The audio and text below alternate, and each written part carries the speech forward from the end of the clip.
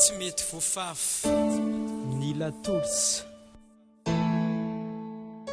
nezakany mafa fa tô tsy afaka ao andoha te andositrano lasa fa tsy mety ny ao ampo mbola ty anao fona fa mbola miandry anao fona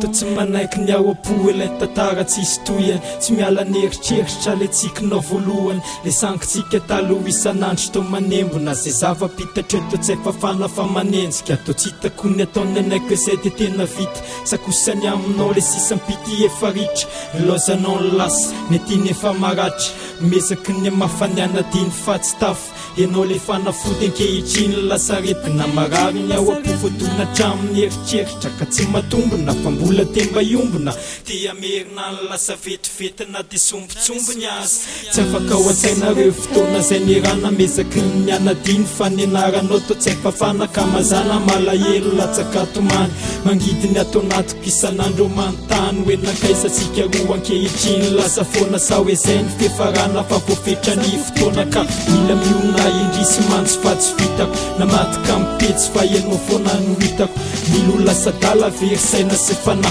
mesaky ny arina fa tsy afaka fa tena rendrika tena mbola tika mana tena ny amitsika ka saritra ampony anaiky eto tantara nezakany mafa fa tô tsy afaka ao andoha te andositrano lasa fa tsy mety ny ao ampo mbola ty anao fona mbola miandry anao fona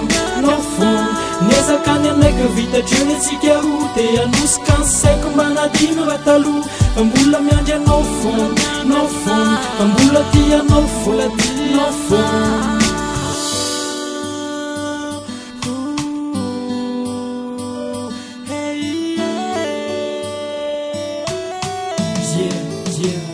ankehitriny atonga sainaka matsapa tena hoe ramitsika ro tsy anjara ka tsy maintsy ekena fa tratran'oroka fa mantsy anao tô efa sambatra de dininao ny lasa sy hoe zavatra natambatra oke fa tsisy koa amiraky so de mavitary zakosan-damo tsaigny itsampo tena mandrapary vo zaitra ny fotoana zay maratra atao anatiko zay mbola sisanao ka mamparary aka tsy tantoko androvotra mipetsaka hipetraka fa tsy ady raha toy ianao ny lasa de aneka fandray nitady fitiavana vaovao na de hoe jesolanao na tosaritra sy mafy de zay sisanao so atao satria motsika ro serana nandalo fotsiny ka tsy afaka hitana satria afaneny tompony de zao atao voatsaina na de lalana samihafa mandraky zay ny anaranao apoko tsy voafafy nezakany mafa fa tô tsy afaka ao andoha te andositrano lasa fa tsy mety ny ao ampo